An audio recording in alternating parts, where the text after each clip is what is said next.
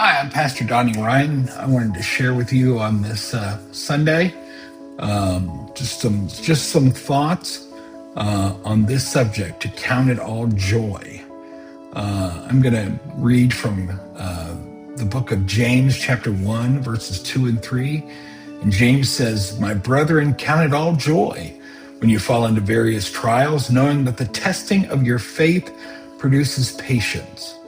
Now, when I'm not being a pastor or a consultant, and you can see I'm in my consulting office right now, I'm a teacher, and I teach nursing to adult learners.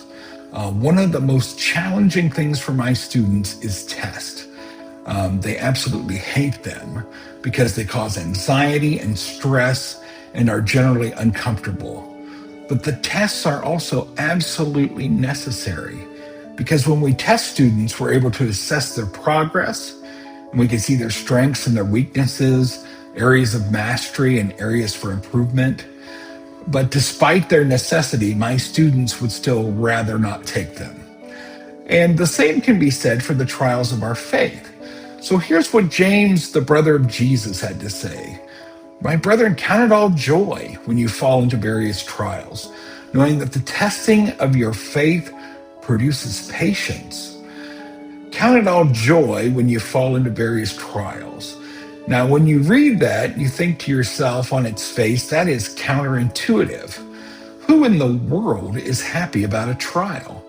But James goes on to explain that the testing of your faith produces patience. Now, when I was a young person in church, I was always told to not pray for patience because it was an invitation for tribulation, and we're going to talk about that in a minute. But James addresses that in the next verse. James chapter 1 and verse 4 says, "But let patience have its perfect work, that you may be perfect and complete, lacking nothing." Let patience have its perfect work. The apostle is telling us that our patience needs to be perfected and complete. And how is that done? Well, it's done through trials. The apostle Peter had a similar take on this in 1 Peter chapter 1, verses 6 and 7. He says, "In this ye greatly rejoice, though now for a little while, if need be, you have been grieved by various trials, that the genuineness of your faith, being much more precious than gold that perishes, though it is tested by fire, may be found to praise, honor, and glory at the revelation of Jesus Christ." Peter again says, "Rejoice greatly when you've been grieved by various trials." And again, when you read that, you think that is counterintuitive. That doesn't make any sense to me. Why would I be happy about trials? But he says our faith is more precious than gold tested in a fire. We understand that gold, when it is heated, allows the imperfections to rise to the top and be skimmed off and be reduced to its purest form. And that's what tribulations do to us. They burn out our imperfections, and they allow us to be more like Jesus. Jesus, in fact, himself says in Matthew chapter 5 and verse 49, "Therefore you shall be perfect, just as your Father in heaven is perfect." Our goal is to be more like Jesus. This is done through the trial of our faith. Now, we'll leave the final word with Paul's epistle to the Romans. In Romans chapter 5, verses 1 through 4, he says this, "Therefore, being justified by faith, we have peace with God through our Lord Jesus Christ, through whom we have access by faith into this grace in which we stand, and rejoice in the hope of the glory of God. And not only that, but we also glory in tribulations, knowing that tribulation produces perseverance, and perseverance character, and character hope." The King James Version of verse 3 of chapter 5 says, "Tribulation worketh patience." Our trials give us patience, and patience gives us experience, and experience produces hope. Well, how does it do that? Your experience gives you your testimony.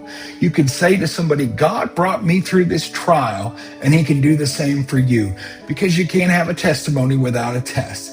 So when we go through trials, when we go through tribulations, we are building up experience of what God has done for us.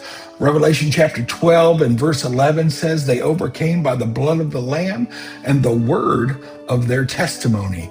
God may let you go through a trial or tribulation or a situation in your life to give you a testimony that you can share with someone else to help them get through that same trial. The last verse I want to give to you today is from Romans chapter 8 and verse 28. And Paul says, "And we know that all things work together for good to those who love God, to those who are the called according to his purpose." Everything that happens to us is working for our good as long as we are God's called. Whatever's going on in your life, good or bad, the Bible tells us to count it all joy. Why? Because it's all part of God's master plan for you. Everything that happens, whether you understand it or not, whether it's good or bad, whether you can see the purpose in it or you have no idea why it's happening, God's putting it all together for your good. Remember that, and I wish you have a wonderful Holy Week and a blessed Easter. Thank you for joining me today. God bless you.